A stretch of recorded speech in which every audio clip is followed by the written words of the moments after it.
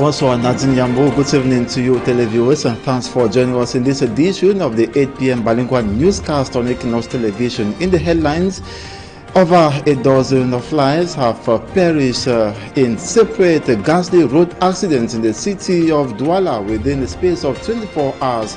Recent ones being that at Earth, where the road accident or a ghastly road accident occurs, and the drug claiming over 7 lives. We'll equally be telling you in this edition of the newscast how Dr. Simon Muzo, experienced and resourceful person, explains why he decided to pull out of the organizing committee of the 3rd All-Anglophone General Conference scheduled to take place in Boya from the 21st of November to the 22nd. That was during a press conference he granted to reporters here in Douala. Details and more in this newscast.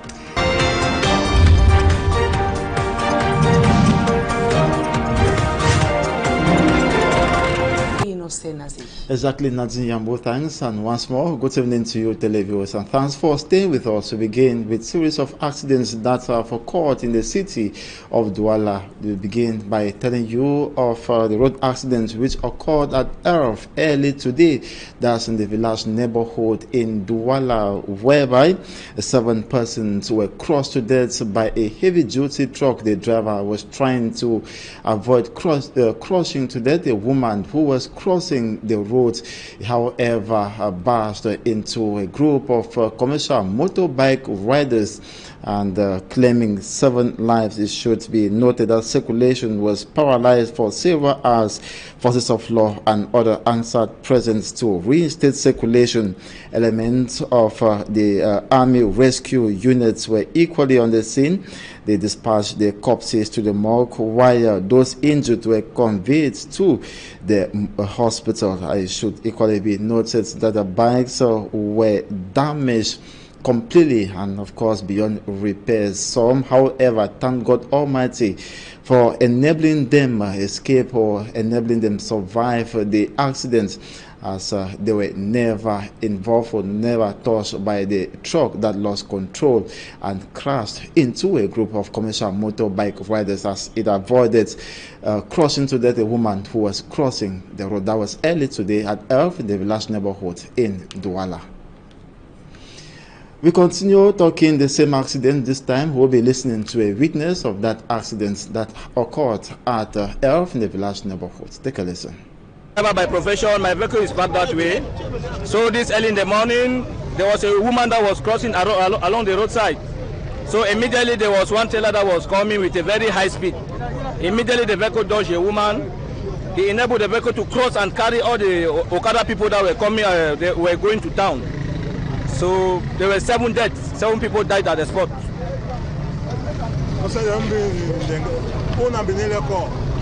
The police have taken them to the hospital, someone to the mortuary, I don't know. But the police have carried the corpse along. We still remain in the lines of accidents to tell you how 3 persons have died as a result of 2 separate road accidents that occurred in Douala yesterday at the Bona Prison neighborhood. 2 persons died while one person, notably a woman, died at Royal Bonaberry in the Douala 4 subdivision, whereby she was crossed by a heavy-duty truck that was trying to overtake the bike on which she boarded. Details in this report by Simanji Kangebra. A commercial motorcycle shattered beneath a lorry. A taxi destroyed after a collision. These were the immediate results of an accident that occurred at Bona Prison neighborhood in Douala. Circulation around the accident scene was difficult as the vehicles and motorbike involved in the accident still occupy a section of the road. According to this eyewitness, one of the victims of the accident who died was formerly a mortuary attendant who started working with a taxi just 2 weeks now. Apart from the taxi driver who died at the Lakentini hospital, the other person who died as a result of the accident was the driver of the commercial motorcycle. The accident has been blamed on overspeed and the non-respect for road signs. Meanwhile, at Rai in Bonaberi, it was a woman who was crushed to death by an onrushing lorry. According to this witness, it was because of the lack of stability by the lady since she was on a bike with a bag. Il lost stability, then he says it threw a skin for side or camion, now they now see the camion scrushy. The bike rider who went unconscious was taken to the Bonasama hospital. The lady who died, reports say, was from Melon and her names were Matikam Marie. And officials of Panzani, Cameroun have reassured their consumers of the normal functioning of its production units and warehouses after one of the warehouses was ravaged by flames early today, November 17. The fire incident caused enormous material damage. We have details with Fomi Armstrong. The fire incident that consumed part of a warehouse of Panzani, Cameroun began at about 1 a.m. Saturday, November 17.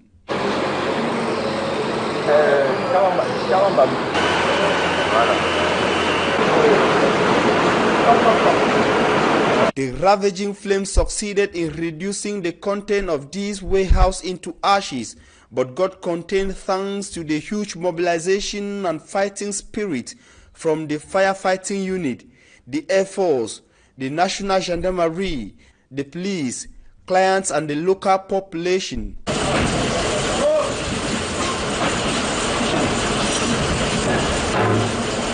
Et nous remercions vraiment toutes les autorités qui ont été là, qui ont été présents à nos côtés pour essayer d'anéantir ce feu-là. This combined effort did not just help to limit the spread of the ravaging flames, but also prevent any loss in human life.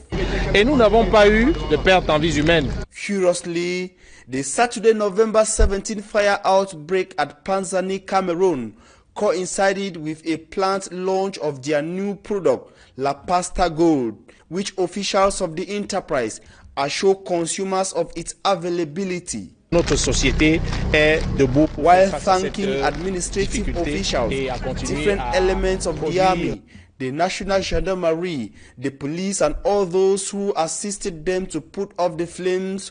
Officials of Panzani, Cameroun reassure consumers and partners that its production units and other warehouses remain fully operational. We told this story related to the Anglophone crisis to tell you how Dr. Simon Munzo, experienced and resourceful person, has explained why he decided to pull out of the third All-Anglophone General Conference scheduled to take place in Boya, chieftain of the southwest region of Cameroon, from November 21st to the 22nd.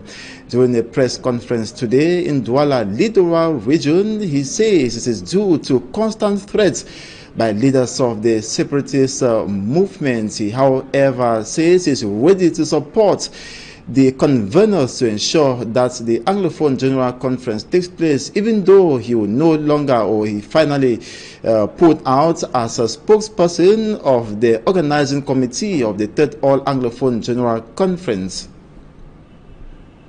In the following excerpt, we now listen to Dr. Simon Munzo. He explains why he decided to pull out of the All-Anglophone General Conference. In agreement with His Eminence, I am holding this press conference to throw more light on that decision. Let me say at once that there are two issues here. The first is my personal presence in Boya, and the second is my role as spokesperson of the College of Conveners and coordinator of the conference organizing committee. Regarding my personal attendance of the conference in Boya, everyone knows, and I'm sure that includes all of us in this room, that for more than 1 year, I have been the subject of a relentless campaign of intimidation, denigration, lies, and threats of violence and death orchestrated on social media by leaders and followers of the separatist movement. For a conference that continues to face the hostility of the separatists, these threats against me constitute a high risk for my personal safety and are to be taken seriously. I decided, therefore, that for my personal safety, I would not attend the AGC if it continued to be threatened by the separatists.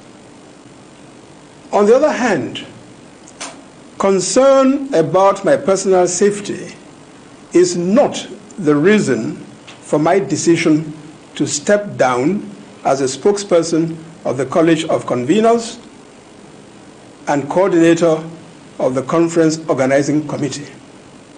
I was prepared to serve in this capacity right up to the eve of the conference and to continue to support the College of Conveners with any action that may be required for the follow-up and implementation of the decisions of the conference.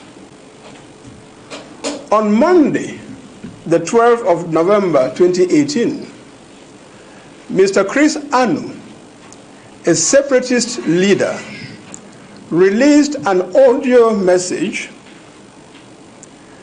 in which he clearly confirmed the hostility of separatists to the holding of the conference. In that same audio recording, he announced the, quote, total lockdown, unquote, of the entire territory of the Northwest and Southwest regions for 5 days, from the 19th to the 24th of November, in order to prevent the conference from taking place. This had been preceded by a video, in fact two, by video recordings to the same intent. And other conveners of the All Anglophone General Conference, like Christian Cardinal Toumi, are determined to ensure that the All Anglophone General Conference takes place in Buea on the scheduled days in order to bring peace in the two English-speaking regions of Cameroon in particular and Cameroon in general. We now talk health. This time we're telling you how phytosanitary personnel in the littoral region have instructed the population of Loom to get rid of pesticide containers in their homes. This was during a sensitization campaign to discourage the continuous use of these toxic containers in storing potable water, oil, and other consumable items. Details in this report.